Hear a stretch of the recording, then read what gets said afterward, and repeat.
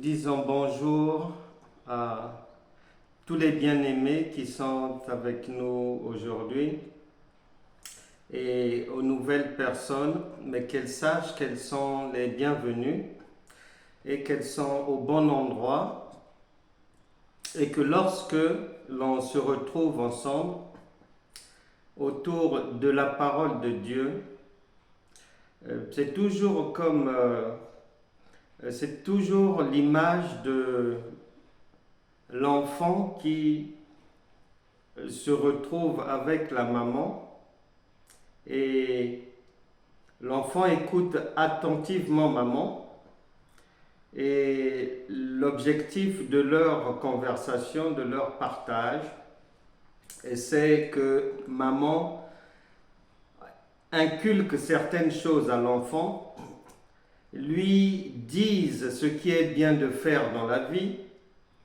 ce qui n'est pas bien de faire, lui donne des conseils. Et lorsque l'enfant écoute attentivement, quand il prête attention à ce que maman dit, obligatoirement, à la fin de leur conversation ou durant la conversation, lorsque l'enfant va poser un problème à maman, lui expliquer un besoin, eh bien, si maman a apprécié la manière dont l'enfant a écouté, qu'elle a vérifié que l'enfant a bien compris ce qu'elle a dit, eh bien, c'est sûr et certain que le problème de l'enfant, lorsqu'il va demander à maman de lui acheter peut-être une place pour aller samedi au cinéma avec les amis, c'est sûr et certain que maman va lui donner ce qu'il faut pour qu'il aille au cinéma avec les amis. Donc, maman n'a rien inventé. Sa manière de faire, elle a pris ça c'est Dieu qui lui a mis ça en tête, cette manière de faire. Et la Bible déclare en Hébreux chapitre 13 verset 8 que Dieu n'a pas changé. Dieu n'a pas changé. Jésus-Christ est le même hier, aujourd'hui et éternellement. Donc nous n'avons aucun doute, comme nous sommes rassemblés comme ça, autour de Dieu qui est sa parole et qui est dans sa parole, c'est sûr et certain que avant qu'on ne se quitte aujourd'hui, chacun sera exaucé de ses attentes. Que chacun dispose seulement son cœur pour bien écouter ce que le Père a à nous dire. La parole de Dieu déclare en Jean chapitre 11 verset 40 que si tu crois, tu verras la gloire de Dieu. Cela veut simplement dire que si tu écoutes bien, si tu comprends et que tu prends ça pour toi et que tu décides de mettre ça en pratique dans ta vie, sans douter que le résultat sera positif, et si tu crois que le résultat sera obligatoirement positif, eh bien, tu reçois ce en quoi tu crois. Donc, je prie chacun de prêter attention à ce qu'on va se dire, parce que la Bible déclare en Job chapitre 33 verset 14 que Dieu parle cependant tantôt d'une manière, tantôt d'une autre, mais c'est l'homme qui n'y prend point garde. Donc nous sommes avertis. Dieu est simple comme une maman avec ses enfants, il est très simple avec nous. Prête seulement attention. Comment ton problème sera résolu? Qui va aller faire? Ces questions-là ne te concernent pas. Une maman. L'enfant, son problème, c'est de lui exposer son besoin. Le reste, c'est maman qui va s'en occuper. Nous allons aujourd'hui parler de ce que j'intitule un miracle pour toi aujourd'hui. Parce que je donne toujours cette image. La Bible déclare que en Lamentation chapitre 3, à partir du verset 21 et suivant là-bas, il est dit que les bontés de l'Éternel ne sont pas épuisées. Et on ajoute que ces bontés-là se renouvellent chaque matin.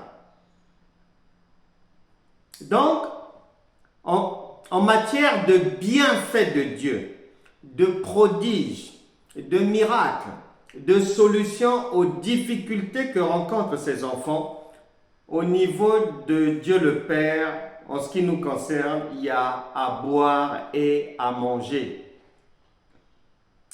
Cela veut dire quoi? C'est comme par exemple, tu prends tous les habitants de la terre et tu demandes à chacun de sauter, de faire un saut. Les gens pourront sauter pendant même 24 heures ou un siècle. Dans l'atmosphère, il y aura toujours de la place pour mettre d'autres personnes encore. Toujours de la place. Jamais cet univers sera entièrement occupé. Non, toujours de la place. Donc les bontés de Dieu, elles sont comme ça. Peu importe la maladie, peu importe la difficulté, ne regarde pas à la montagne qui se trouve devant toi. Ne réfléchis pas sur qui va m'aider, comment ça va se faire. Il me reste une semaine, les délais arrivent, etc., etc. Je te promets, ne t'occupe pas de ça. Bien souvent, là où nous échouons, nous en tant qu'enfants de Dieu, c'est que lorsqu'on a une difficulté, dans la manière dont on va chercher à résoudre la difficulté, bien que l'on dise que j'ai confiance en Dieu, bien que l'on prie, bien que d'autres vont ajouter le jeûne par-dessus, en fait, dans la réalité, les gens, sans s'en rendre compte, involontairement, cherchent à faire plutôt, et le travail qui revient au Saint-Esprit est leur travail. Double travail. C'est une charge très lourde. Ça ne marche pas comme ça avec Dieu. Avec Dieu, lorsque quelqu'un nous rejoint, il se convertit là, aujourd'hui. Il accepte de nous rejoindre dans le royaume de Dieu. Il devient automatiquement parmi les gens de la maison de Dieu. Éphésiens chapitre 2, verset 19. Ensuite, le même jour, nous t'informons qu'à partir de maintenant, les choses changent dans ta vie. 2 Corinthiens chapitre 5, verset 17. Si quelqu'un est en Christ, il est une nouvelle créature. Les choses anciennes sont passées, c'est-à-dire les trahisons, les échecs, les désillusions, les divorces, les chômages, tout ça là, c'est à la poubelle. Voici toutes choses deviennent nouvelles. C'est une nouvelle vie. Et dans cette vie-là, si tu marches réellement, si c'est le Tout-Puissant, le grand Dieu qui est vraiment avec toi, le principe de la résurrection va faire que tout ce que tu avais perdu dans la vie, tu récupères. C'est la résurrection. Ensuite, tu ne peux plus jamais te tromper. Parce que c'est un mariage. Tu signes une alliance avec Dieu pour cheminer ensemble. Et dans un mariage, que ce soit l'homme ou que ce soit la femme, les deux ont des droits et des devoirs. Maintenant, dans le mariage, les choses les plus difficiles sont réservés à l'homme. C'est l'homme qui va faire ça. Madame ne va pas prendre l'escabeau, aller monter sur le toit, enlever les tuiles. Non, non, non, non. Mais non. C'est l'homme qui va faire les choses les plus difficiles. Et la femme fera les choses les plus simples. Eh bien, avec Dieu dans notre alliance, c'est la même chose. Le Seigneur Jésus est l'époux. Et nous, l'ensemble des chrétiens, nous sommes l'épouse. C'est un ménage. Donc, nous, en tant qu'épouse, notre part à faire devant chaque difficulté, c'est la part la plus petite. Si j'ai échoué au permis de conduire, je vais le repasser. Maintenant, je demande l'assistance divine, l'assistance du royaume de Dieu. Ma part, elle va être simplement de dire, Seigneur, je m'engage dans telle démarche, je vais me présenter, je vais faire le code, je vais aller faire la conduite, je vais passer l'examen, mais s'il te plaît, Saint-Esprit, assiste-moi. C'est tout. Amen, amen. C'est le Saint-Esprit qui maintenant, en tant qu'époux, et qui va par exemple, pendant que tu es en train de conduire, il va mettre dans la pensée de l'examinateur que ta conduite est vraiment impeccable.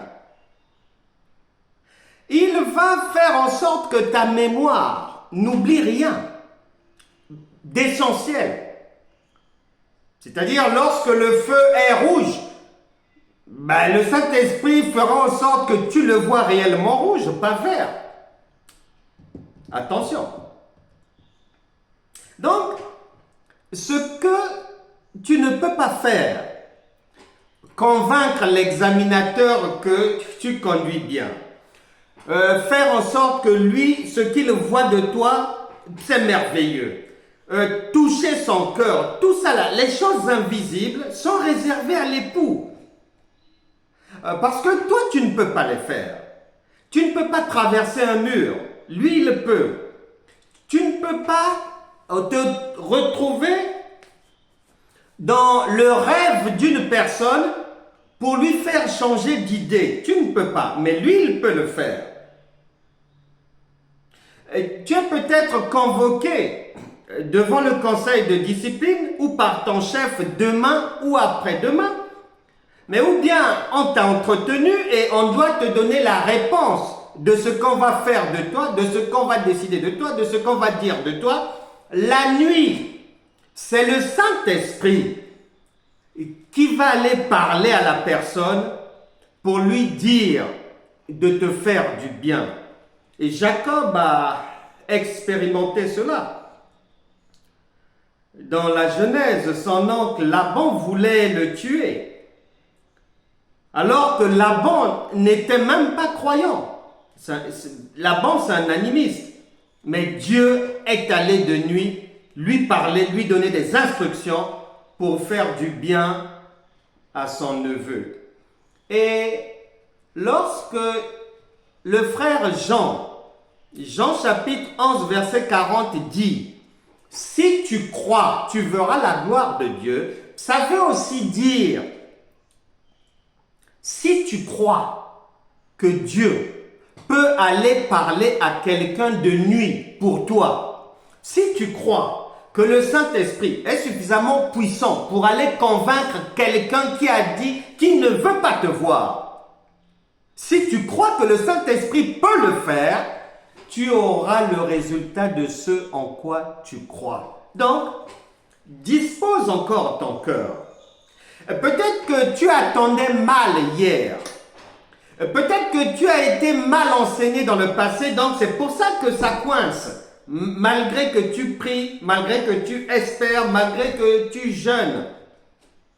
Dispose maintenant ton cœur parce que la Bible déclare par le roi Salomon qu'il y a un temps pour toutes choses. Et je crois qu'aujourd'hui est venu le temps que tu sortes de toute difficulté qui environne ta vie. Le Saint-Esprit nous attend dans cet enseignement intitulé Un miracle pour toi aujourd'hui. Je viens d'introduire et il nous attend dans sa parole, Actes des Apôtres, chapitre 9. Nous allons lire à partir du verset 31. Ce que nous allons lire, c'est le conseil de Dieu. C'est-à-dire que c'est comme une maman. Lorsqu'elle conseille son enfant, c'est toujours avec l'objectif de pousser l'enfant vers le bien, vers le progrès, que sa vie avance obligatoirement. Pour sortir l'enfant d'une difficulté. Et c'est ce que le Saint-Esprit va faire avec chacun maintenant. Il va nous orienter. Qu'est-ce qu'il y a lieu de faire? Comment faire pour que les difficultés du moment puissent disparaître de nos vies? Actes des Apôtres, chapitre 9, verset 31. L'Église était en paix dans toute la Judée, la Galilée et la Samarie, s'édifiant et marchant dans la crainte du Seigneur. Et elle s'accroissait par l'assistance du Saint-Esprit. Comme Pierre visitait tous les saints, il descendit aussi vers ceux qui demeuraient à Lyde. Il y trouva un homme nommé Énée couché sur un lit depuis 8 ans, et paralytique. Point. On s'arrête d'abord là. Parce que le Saint-Esprit ne dit jamais rien pour rien. Chaque mot, chaque virgule, chaque point transporte plusieurs enseignements. Et ces enseignements-là, une fois connus, mis en application, c'est la délivrance. Immédiatement, c'est la guérison. Immédiatement, la montagne disparaît. Très facile. Ici, avant qu'on ne nous apporte l'information que Pierre s'est retrouvé devant Énée, paralysé depuis 8 ans, comme Dieu, de la même manière, une mère, une maman, de la même manière que Dieu ne peut pas parler à son enfant des choses qui n'ont ni tête ni queue, qui ne l'intéressent pas et qui ne comprend pas. Non. Non, c'est pas vrai. Donc, si le Saint-Esprit commence par nous dire que l'Église était en paix dans toute la Judée, la Galilée et la Samarie, s'édifiant et marchant dans la crainte du Seigneur, et elle s'accroissait par l'assistance du Saint-Esprit, cela veut dire que la personne que Pierre, l'apôtre Pierre, va visiter dans les versets suivants appartient à l'Église. C'est un croyant. Est-ce que c'est ton cas?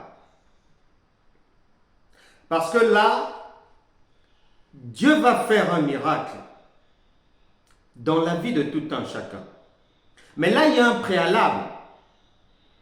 Là, c'est réservé, semble-t-il, aux enfants de Dieu. Prête attention à cela. Et tu as peut-être été déçu hier. Ça n'a peut-être pas marché depuis un moment. Et tu es peut-être découragé. Et tu ne sais plus à quel saint te vouer. Et tu ne sais plus en quoi tu dois croire. Est-ce que c'est aux hirondelles? Est-ce que c'est aux libellules? Est-ce que c'est à un Dieu? Est-ce que c'est à Jésus? Est-ce que Le Saint-Esprit voudrait te rassurer en te disant que non seulement tu es en train d'écouter la bonne parole, mais que Dieu n'est pas un homme pour mentir. Dieu n'est pas un homme pour mentir. Il dit, Actes des Apôtres chapitre 2, verset 21, quiconque, donc n'importe qui, invoquera, c'est-à-dire viendra, comme un enfant qui vient demander de l'aide à maman. Quiconque invoquera le nom du Seigneur sera sauvé, c'est-à-dire sera secouru dans son besoin. Si c'est la maladie, tu vas guérir aujourd'hui. Si ce sont les démons qui t'enlèvent le sommeil, ils vont s'arrêter aujourd'hui. Tu vas bien dormir. Si ce sont les histoires de mari de nuit, femme de nuit, des viols spirituels, sexuels, ça va s'arrêter aujourd'hui. Quiconque invoquera le nom du Seigneur sera sauvé.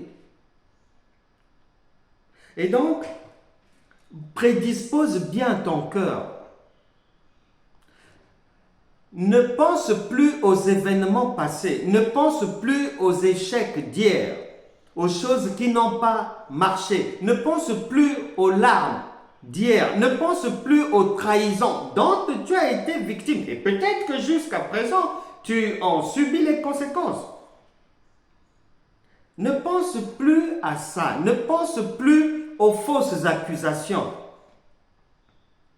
Car le Saint-Esprit ne ment pas. On dit dans nos sociétés que quelle que soit la durée de la nuit, le jour finit toujours par se lever. Et ton jour est venu. Chacun va sortir des choses qu'il ne veut pas voir dans sa vie. Dispose ton cœur, parce que là, ce que le Saint-Esprit est en train de dire, c'est pour les gens de la maison de Dieu. Et peu importe la difficulté. Là, Pierre, qui est le représentant du Saint-Esprit, qui est le représentant de Dieu, et la parole de Dieu est là dans ta vie, elle est en train de te donner des conseils, de t'orienter. Et il est dit que Pierre a trouvé un homme paralysé depuis 8 ans. Le Saint-Esprit, qui est le Dieu d'éternité en éternité, qui est omniprésent, omniscient, omnipotent, il est là au milieu de nous. Pour faire quoi? Mais d'abord constater les dégâts. Qu'est-ce qui ne va pas dans ta vie? Qu'est-ce qui coince? Où est-ce que ça n'a pas marché? Pourquoi pleures-tu? Et depuis combien d'années? Parce que chez Aîné, ça fait 8 ans. Mais la Bible déclare en Matthieu chapitre 24, verset 35 que toutes choses passeront, mais les paroles de Dieu ne passeront jamais. Donc, Aîné paralysé depuis 8 ans, aujourd'hui, ça peut être l'un d'entre nous. Et il y a plusieurs paralysies dans la vie. Et tu es paralysé à quel niveau? Est-ce que c'est au niveau du travail? Est-ce que c'est le chômage? Ta paralysie concerne quoi? Est-ce que tu fais des affaires ou le commerce et puis tu n'as pas une clientèle suffisante? Quelle est ta paralysie? Est-ce que c'est une maladie? Est-ce que c'est un problème conjugal? Quelle est ta paralysie? Est-ce que tu as du mal à te défaire du péché? Quels sont les péchés malgré que tu ne veux pas voir ces choses-là dans ta vie, qui sont toujours là, commence à parler à Dieu dans ton cœur. Dispose bien ton cœur. Le Saint-Esprit est dans les cœurs, il lit les cœurs, il nous juge dans nos cœurs. Donc tu peux déjà commencer à lui parler. Lui exposer les ça ne va pas de ta vie. Parce que la première particularité du Saint-Esprit qui est Dieu, Dieu est amour. Deuxièmement, si une maman humaine qui peut avoir ses faiblesses, qui peut parfois manquer d'amour ou d'affection, cette maman-là ne peut pas supporter voir son enfant souffrir, alors sache que Dieu, le Saint-Esprit, tout ce qui te dérange dans ta vie, il ne veut pas voir ça. Il ne veut pas voir ça. Il n'aime pas voir ses enfants souffrir. C'est pas vrai. C'est une impossibilité. Donc, commence à parler à Dieu de ta paralysie. Est-ce que tu en as plusieurs? Est-ce que c'est une seule paralysie? Qu'est-ce qui fait que tu es complètement couché ou à moitié couché? Est-ce que tu es rejeté dans la famille? Qui t'a rejeté? Est-ce que c'est au niveau des enfants? Quelle est la paralysie de ta vie? Parce que ici, ça durait depuis 8 longues années. Beaucoup de larmes. Il n'en voit pas le bout. Et une personne allongée, couchée, elle ne peut rien faire. Ne peut pas travailler. Et si elle est allongée, couchée comme ça là, même dans le foyer, même dans la famille, au début ça va. Mais même quand quelqu'un est hospitalisé, au début les amis peuvent venir, les proches vont venir. Mais plus l'hospitalisation, la maladie va s'éterniser et il y aura moins de gens autour. Les amis ne viendront plus. Après peut-être 6 mois, ils ont supporté 6 mois, faisant des va-et-vient. Mais après 6 mois, 8 mois, 1 an et demi, non, il n'y aura plus personne. Et même les gens de la famille, petit à petit, ils vont prendre des distances. Fatigués de faire les va-et-vient, se disent, bon, mais se lèvera-t-il encore un jour? Est-ce que elle pourra sécher ses larmes un jour? Et eux, ils sont découragés. Mais, malgré que ça faisait 8 ans que Aîné souffrait, allongé, inactif, aucun rendement, inutile peut-être pour sa famille et pour la société, il ne s'est pas découragé. Il savait, en tant que croyant, faisant partie des gens de la maison de Dieu, conformément à Éphésiens chapitre 2, verset 19, il savait. Mais conformément à Éphésiens aussi chapitre 2, à partir du verset 20, 21 là-bas et suivant, il savait qu'étant une habitation de Dieu en esprit, c'est-à-dire tant qu'il avait le Saint-Esprit en lui, la délivrance allait toujours survenir. Donc, le Saint-Esprit ne veut pas de tes larmes. Il veut les sécher aujourd'hui. Il veut les sécher aujourd'hui. Peut-être que ça n'a pas marché hier. Peut-être que ça fait longtemps que tu attends le secours.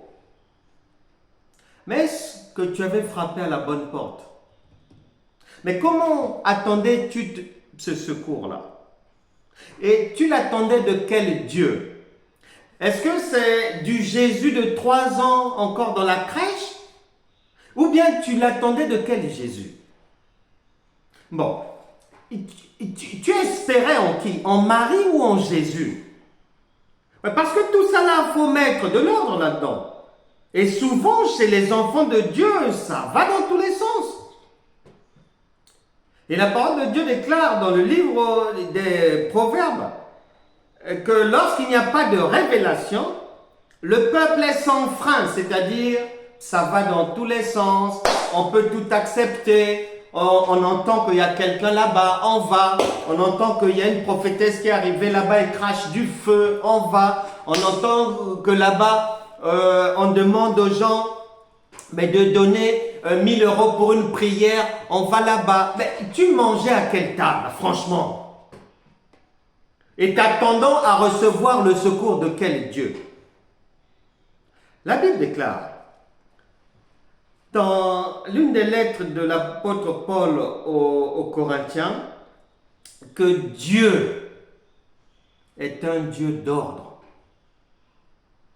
Et on ne marche pas avec Dieu dans le désordre. La Bible déclare, Hébreux chapitre 4, verset 7, « Si aujourd'hui vous entendez sa voix, celle du Saint-Esprit, n'endurcissez pas votre cœur. Commence à t'examiner. Nous sommes en train d'aller droit vers le miracle dans ta vie. Commence toi-même à examiner de l'intérieur ta vie. S'il faut demander pardon à Dieu, tu le fais là-bas dans ton cœur.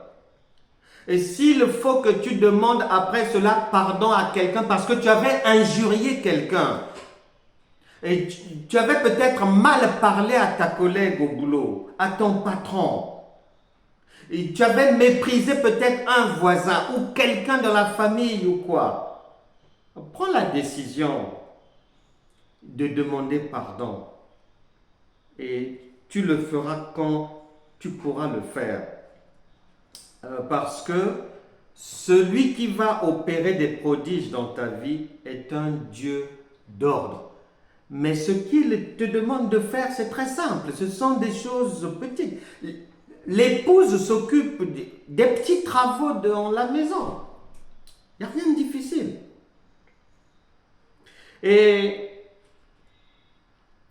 peut-être que tu avais aussi accepté de mauvaises choses. Tu faisais peut-être des choses qu'il ne fallait pas faire. Mais aujourd'hui est un nouveau jour. Verset 34. Pierre lui dit, est né, virgule, Jésus-Christ guérit. Est né. Jésus-Christ guérit.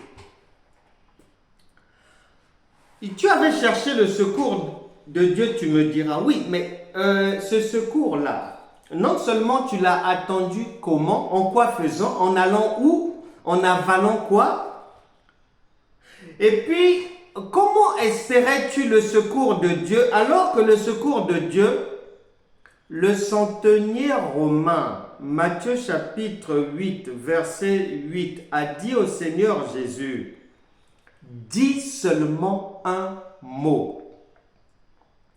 C'est-à-dire que pour que le problème soit résolu, mais il faut que tu aies agi sur la base de la parole de Dieu. Sur la base de quelle parole as-tu agi? Est-ce que c'est celle d'un marabout, d'un charlatan, d'un féticheur, d'un faux Dieu, d'un faux pasteur, d'une fausse prophétesse, d'un apôtre cupide? Tu agis sur la parole de qui? Parce que pour sortir de la difficulté, il faut une parole de Dieu. Il faut une parole de Dieu. C'est pour ça qu'ici, Pierre parle. Il parle, il lui dit, aîné, lève-toi. Et il précise bien que Jésus-Christ te guérit. Toute personne malade ici, sache bien écouter. Et le Saint-Esprit te dit, de la même manière qu'aîné, qui n'est plus là, et que tu as remplacé, Jésus-Christ te guérit aujourd'hui. Peu importe la maladie, peu importe la paralysie, que ce soit le diabète, que ce soit le sida, que ce soit les insuffisances rénales, pulmonaires, que ce soit le cancer de l'utérus, les tumeurs au cerveau, peu importe. Jésus-Christ te guérit. La Bible déclare, Romains chapitre 10, verset 17, que la foi vient de ce que l'on entend. Et ce que l'on entend vient de la parole de Christ. Saisis bien cette parole, elle est pour toi. N'attends pas que l'on fasse une prière d'une heure, de deux. Pierre n'a pas fait une prière d'une heure ici. C'est sur la parole de Dieu que Jésus-Christ, il te guérit. Donc, que toute personne malade ici reçoive sa guérison et tu la constateras. Et l'homme de Dieu poursuit en disant, parce que une maman sage, si elle offre un vélo ou une moto à son enfant, et si l'enfant est encore mineur, si l'enfant est encore jeune, même s'il est adulte, c'est son anniversaire, maman offre une moto. Obligatoirement, le cadeau sera accompagné de doucement sur les routes. Attention avec la vitesse. Ne va pas trop vite. Il y a une limitation de vitesse là. Il y a les panneaux sur la route, respecte-les. Il y a toujours une instruction. Un bienfait est toujours accompagné d'une instruction. Et l'instruction que Dieu te donne aujourd'hui, c'est lève-toi. Sors du découragement. Sors de l'incrédulité. Sors des fausses croyances. Sors d'une vie chrétienne du tourner en rond, faisant du n'importe quoi, croyant à n'importe quoi, allant n'importe où. Lève-toi. Tu dois sortir de là. Tu étais peut-être découragé parce que tu avais l'ambition de te lancer dans une affaire. Mais tu as regardé à droite, tu n'as pas de soutien. Et tu as regardé à gauche, la banque ne donne pas le crédit. Et tu regardes derrière, il n'y a aucun proche qui peut t'aider. Tu regardes de l'autre côté encore, tu n'as pas encore le business plan. Le Saint-Esprit te dit que cela ne t'arrête pas. Lève-toi, fais. Tu vas avec le peu que tu as. Parce que le principe dans le royaume de Dieu, il fonctionne sur la base de la résurrection. La résurrection, c'est quoi? Romains chapitre 4, verset 17. Dieu, le Saint-Esprit, qui est en toi, t'a donné la capacité et le pouvoir d'appeler à l'existence des choses qui n'existent pas comme si elles étaient. Voilà. Ensuite, avec peu, on va faire beaucoup. Et avec beaucoup, on amplifie l'abondance. Ne te décourage pas. Vas-y. Même si tu as perdu un associé, même si tu as perdu quelque chose, le Saint-Esprit te dit, lève-toi et arrange ton lit, c'est-à-dire,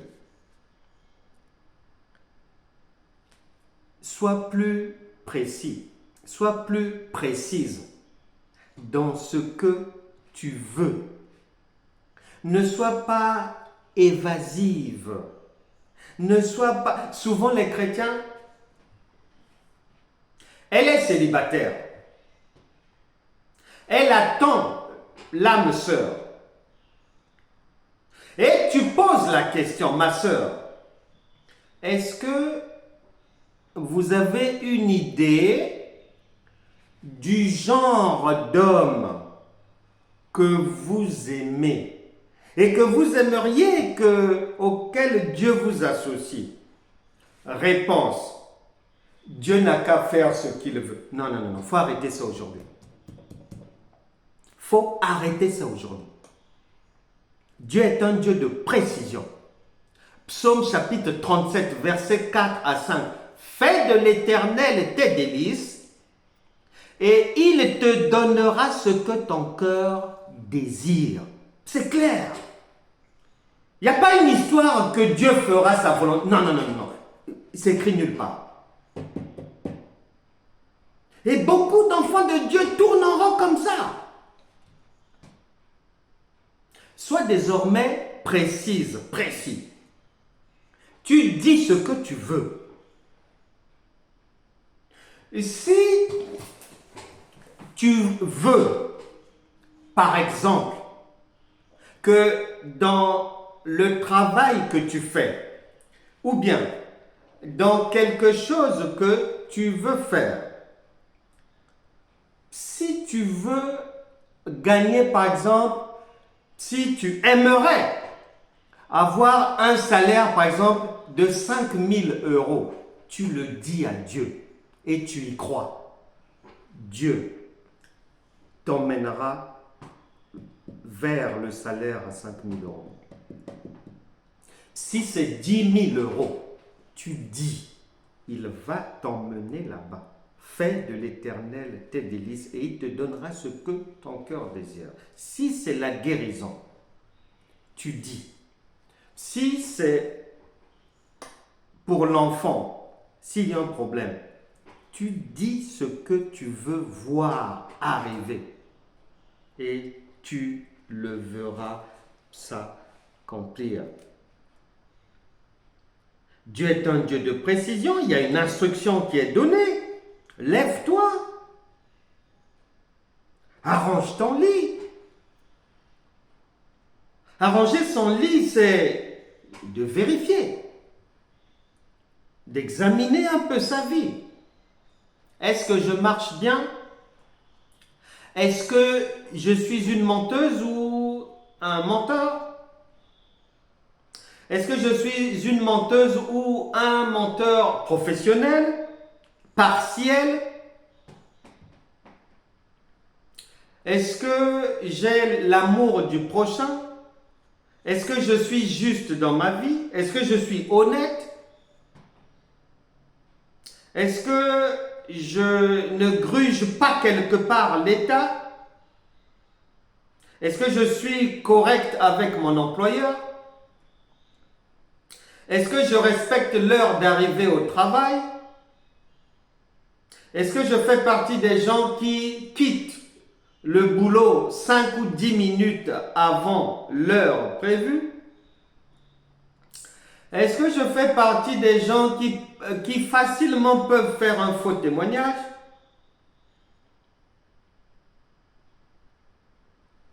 Lève-toi et arrange ton lit. Arrange ta maison. Arrange ce que tu fais. Arrange ton comportement. Jacques chapitre 1, verset 27. Non. Un, on rendra visite à Jacques prochainement. 1 Thessaloniciens chapitre 4, verset 3. Ce que Dieu veut, virgule, c'est votre sanctification. C'est que vous vous absteniez de l'impudicité. Dieu n'est pas un homme. Les mots de l'Académie française, ça c'est pas le langage de Dieu. L'impudicité chez Dieu englobe tout ce que Dieu ne permet pas. Vol, injure, violence, adultère, légèreté verbale, vagabondage, légèreté corporelle, séduction, faux témoignage, vie injuste, langue pendue, médisance, convoitise, envie, comportement débridé, etc., etc. Tu dois vérifier. Dans quel groupe es-tu? Quels sont les ajustements que tu dois faire dans ta vie? Il faut les faire à partir d'aujourd'hui. Et la parole de Dieu, l'apôtre Jacques veut parler. On va le laisser parler. Il insiste. Jacques chapitre 1. Jacques chapitre 1.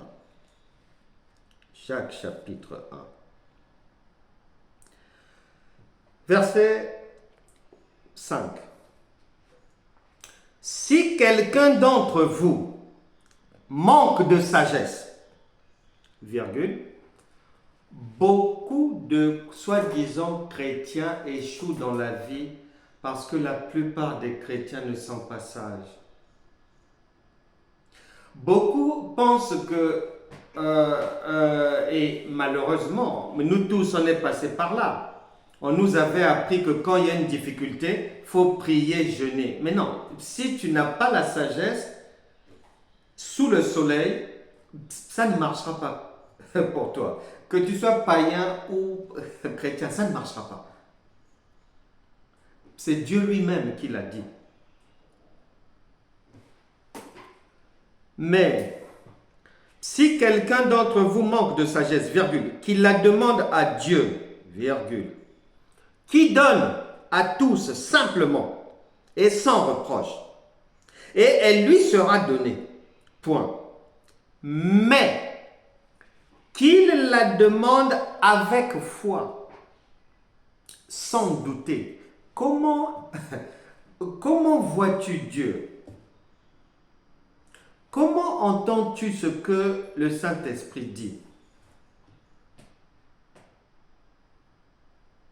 Luc chapitre 1 verset 37 dit que rien n'est impossible à Dieu. Est-ce que tu crois à ça ou tu n'y crois pas? Ou bien est-ce que devant les gens, tu donnes l'impression d'y croire dans le mouvement comme ça et qu'en réalité dans ton cœur, tu te dis rien n'est impossible à Dieu, mais ma situation là,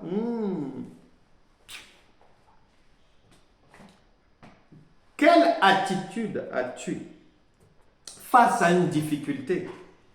Est-ce que c'est la confiance en Dieu? Est-ce que ce sont les larmes? Est-ce que c'est le découragement? Tu te tiens comment?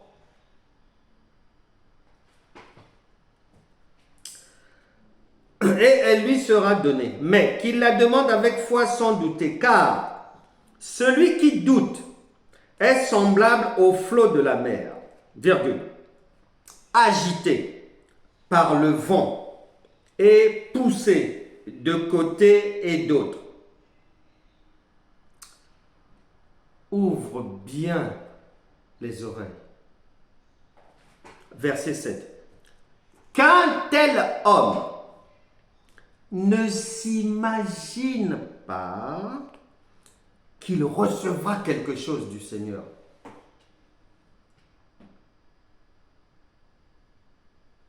À partir du moment où tu marches en sollicitant la présence de Dieu dans ta vie et que tu n'as pas la certitude, la conviction, c'est-à-dire sans retour, qu'il est avec toi. Qu'il est avec toi, pas pendant 2 heures la journée et 1/2 heure la nuit, non, 24 heures sur 24. Qu'il est venu dans ta vie pour te faire du bien. Qu'il ne supporte pas que tu puisses souffrir. Qu'il n'attend qu'une seule chose, c'est de sortir de la difficulté, etc., etc. Si tu ne le sais pas et tu n'y crois pas, il est dit qu'un tel homme ne s'imagine pas qu'il recevra quelque chose du Seigneur. C'est-à-dire, même si tu pries, même si tu jeûnes, si en amont, dans ton cœur, c'est flottant comme ça, là, la vie va tourner en rond. Verset 8. C'est un homme irrésolu, virgule, inconstant dans toutes ses voies. Irrésolu, inconstant. Es-tu constant? Es-tu inconstant? Es-tu une femme ou un homme à conviction solide en ce qui concerne l'idée que tu as de Dieu, de la présence de Dieu qui est le Saint-Esprit en toi, de l'intervention divine dans ta vie,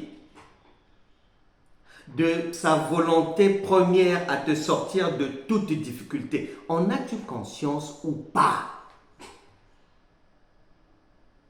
Dans la tête, il y a quoi? Parce que si ça tangue, on dit que ça ne sert même pas d'espérer recevoir quelque chose de Dieu. Et Actes des Apôtres, chapitre 9, enfin, il nous est dit que l'homme de Dieu, la parole, va dire: lève-toi et arrange ton lit.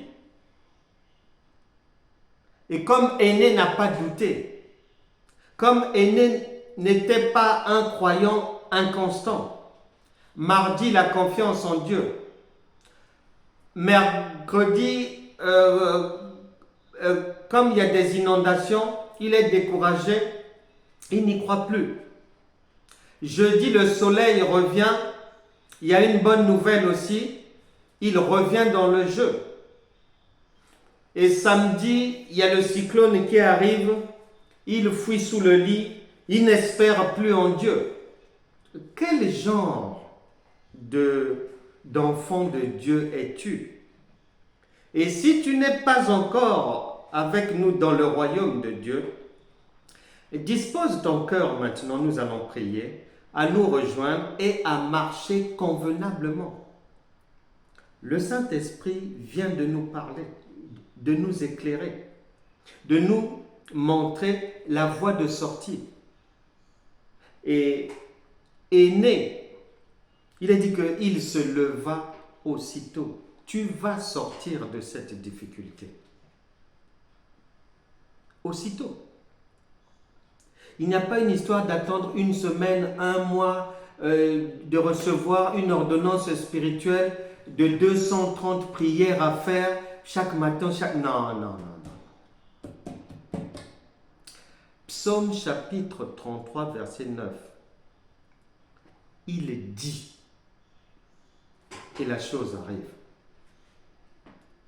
Nous allons maintenant prier. Tu vas sortir de cette difficulté-là. Dispose ton cœur. Parle à Dieu. Tu as l'âge de lui parler. Parle dans ton cœur. Arrange tes choses avec lui. Prends l'engagement. Si tu avais fait du mal à quelqu'un, d'aller demander pardon. Prends l'engagement. Si tu détiens la chose d'autrui et que tu la détiens injustement, tu ne voulais pas restituer, prends l'engagement de restituer la chose d'autrui. Si tu étais injuste avec les enfants de l'autre, ou que tu faisais du favoritisme entre les enfants, prends l'engagement. Arrange ces choses-là. Prends l'engagement de désormais marcher dans la vérité, l'équité et la justice, car Dieu est un Dieu d'amour, de paix et de justice. Parle à Dieu. Il va t'exaucer aujourd'hui. Et je crois de tout mon cœur que c'est déjà fait. Nous prions, Seigneur, nous avons écouté ta parole. Saint-Esprit, c'est celle qu'on attendait, car elle est la lumière. Elle vient toujours. Ta parole déclare en Ésaïe 55 que ta parole ne revient jamais sans avoir accompli ce pourquoi elle a été envoyée, au nom de Jésus. Que toutes les paroles qui ont été envoyées aujourd'hui, dans les vies de tout un chacun, qu'elles produisent du fruit. Là où il y avait le chômage, que le chômage cède la place à un emploi. Là où il y avait le célibat, que le célibat cède la place au mariage. Là où il y avait la maladie, tu pars et tu laisses la place à la guérison divine. Là où il y avait des problèmes financiers, vous séchez à partir d'aujourd'hui. Que toute dette soit réglée dans la vie de toute personne ici. Doigt de Dieu intervient dans les finances de toute personne ici, par tes propres voies, maintenant. Que toute personne sous la menace d'huissier, au nom de Jésus, ça s'arrête aujourd'hui. Que toute personne en procès et toute personne étant derrière une procédure en justice, par la puissance de la résurrection, reçoit la victoire devant n'importe quel tribunal. Que toute personne en attente d'un document reçoive ce document par la foi, sans douter. Là où il y avait des difficultés, parents, enfants, Saint-Esprit, c'est toi qui ramènes les cœurs des enfants vers les parents et des parents vers les enfants. Qu'il en soit ainsi dans les vies de toute personne ici. Je chasse tout démon persécuteur de la vie d'une personne ici. Que les difficultés qui étaient sans fin dans la vie d'une personne, elles s'arrêtent aujourd'hui. Que plus rien ne soit comme avant dans vos vies.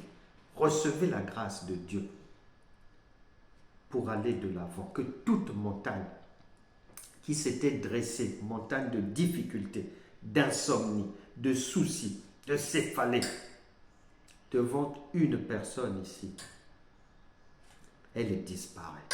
Toute personne ayant un problème au travail, Saint-Esprit, ange de l'Éternel, Prenez cette personne en charge et qu'elle sorte maintenant même de cette difficulté. Il en sera ainsi. Amen.